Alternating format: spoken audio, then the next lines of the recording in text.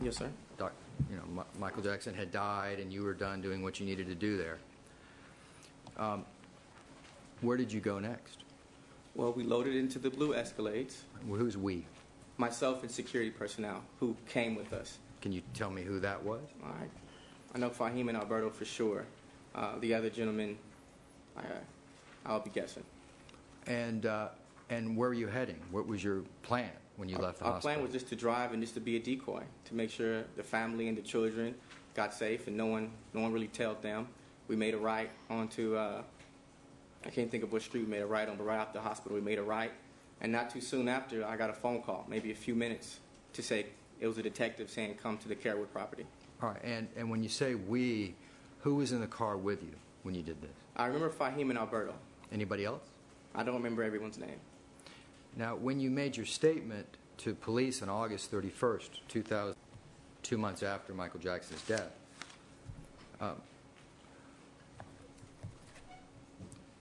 did you make your statement with Alberto Alvarez and Fahim Muhammad? Objection, Dave.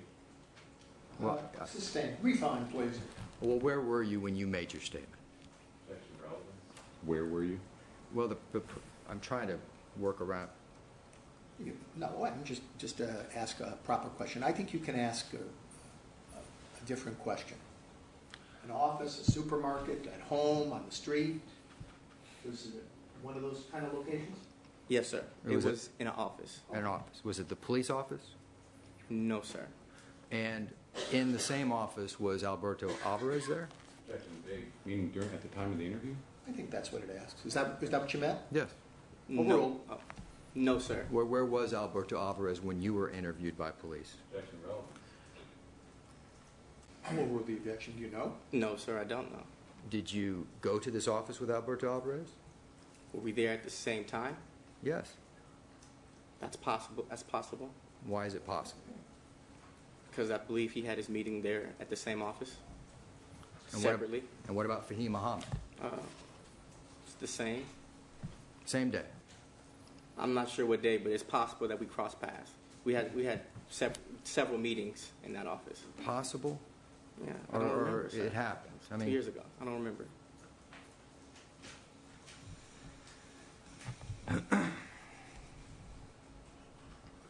prior to having this discussion with police on August 31st, did you have occasion to speak about the events of June 25th with Fahim Muhammad? Did I have occasion? Yes, sir. That day, a few days after. How about weeks after? How about months after? Well, we actually reached out to authorities. The only reason it was held on August 31st is because it was postponed. That's when we actually had the meeting. That's when I met with detectives, but I was trying to get detectives a lot sooner than that. Oh, that's interesting, but what I want to know is, did you speak? Just a moment.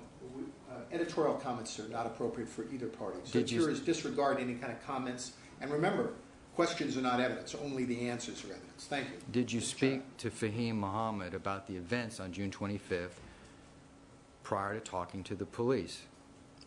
Yes, sir. And did you speak to the events that happened on June 25th with Alberto Alvarez prior to talking to police? Yes, sir. At any point, did the three of you speak together? Not in person, except that day, June 25th. What do you mean not in person? We didn't all sit and have a meeting, the three of us, at the same place in the same location, sir. Well, I didn't ask about it. I'm not asking you about a meeting. Make sure Well, I said in person. When you asked why in person, I'm telling you, we weren't all three there physically. Well, did you make phone calls to each other? It's possible. I don't remember a certain time where we have. But it's possible. It's possible. When we saw the video of the phone, the iPhone, that was shown to us, did you make that video? Yes, sir. When did you make that video? I don't recall. After detectives told me to hold on to every evidence and to take pictures of the, they knew Dr. Murray had called me, take pictures of it, do whatever you can to save it. I just decided just to video it, just to show I had it. Well, did you take the video before you spoke to police officers? On August 31st? Oh, yes, sir. Did you take that video before August 31st, 2009? To the best of my knowledge, yes, sir. All right. And who, obviously somebody helped you take that video, right? Did somebody sir. help you make Ye- that video? Yes, sir. Who was it that helped you? It wasn't Fahim or Alberto. Oh, well, okay. Yeah. Who was it that helped you? Objection relevant. Overruled. You may answer. My wife. She held the camera while I put it on my phone in my home. And did you provide that video to police when they came to talk to you August 31st, 2009? I believe so.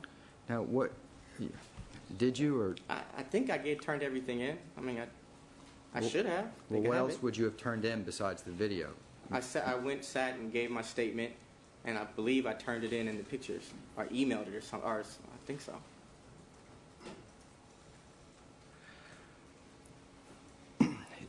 You said that the reason you saved that voicemail is because the detectives told you to keep everything important. Objection, this case is testimony, say detective. Sustained. All right, well, who told you to keep everything important? I believe the detectives. Okay. And the only thing that you found to be important was that voicemail? And the truth, the story. The reason I contacted them. I wanted them to know that. During that evening, did you receive other voicemails? Of June 25th, 2009. Yes. Oh, I'm sure I got plenty. Did you receive some from Alberto? No, I don't remember. What I was about- getting called from everybody, friends, associates, business people. Did you receive any voicemails from Fahim Muhammad? I wouldn't remember, sir. You It's would- possible. You don't remember? Is that what you're saying? Yeah, it's possible. I don't remember. We noticed on the video that there were no voicemails on there at all, except for Dr. Murray's. Yeah, because if detectives were going to see it, I didn't want them seeing a bunch of random, irrelevant numbers. So you erased everything else. Yes, sir. I had to clear my voicemail that day. I got calls from everybody. So did you show your phone when they came to talk to you? Or don't just the re- video? Don't remember.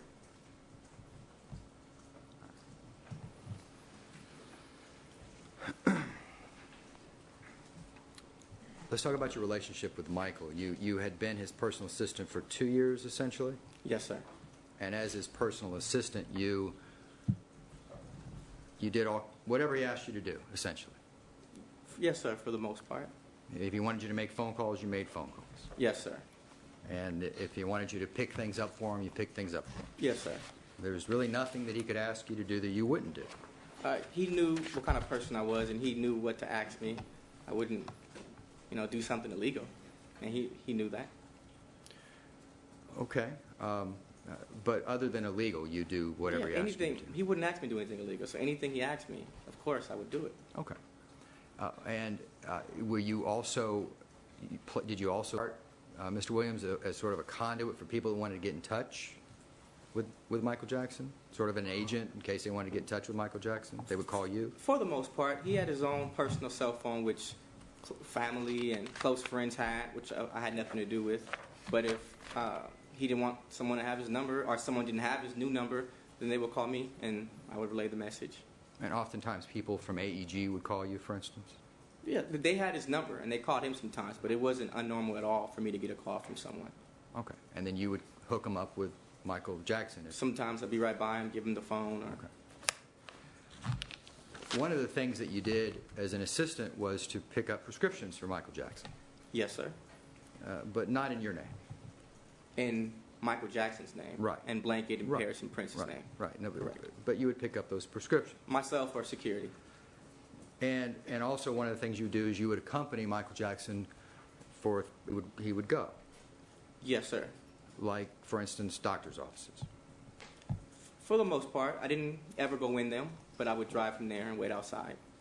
Would you recall at some point going to visit Dr. Arnold Klein with Michael Jackson? Yes, sir, I do. And this was a regular occurrence? At a certain point, it was very regular. Yes, sir. Did you, by any chance, have occasion to listen to the audio tape that was played in this trial? Did anybody ever play an audio tape of Michael Jackson to you? Yes, sir. Yeah. Who played that audio tape to you?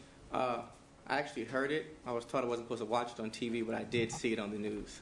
So, That happened. yeah, apologize. Have you ever heard Michael Jackson sound like that before? Not that extreme, but I have heard him talk slow before. And when he left, Dr. Kleins observed him sometimes to talk slow. But sometimes when he leave, he would talk slow like that. I never heard it that extreme, but I can definitely say he has come out and he's a little slower.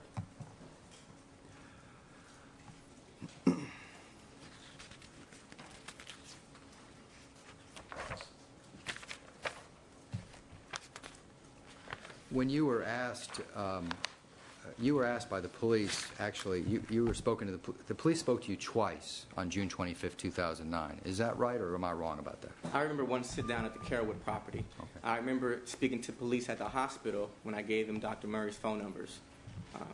So yeah, I do remember speaking to them briefly at the hospital. Do you remember the police asking you if Michael Jackson was taking any drugs? Not to my knowledge. You don't recall telling the police that medical matters were confidential? I don't remember saying that, but that is true. He kept everything confidential. Okay. That would have been something you would expect yourself to say with that question? I don't remember saying it, but that's a true statement. Okay. He kept everything medical separate from us, especially. All right.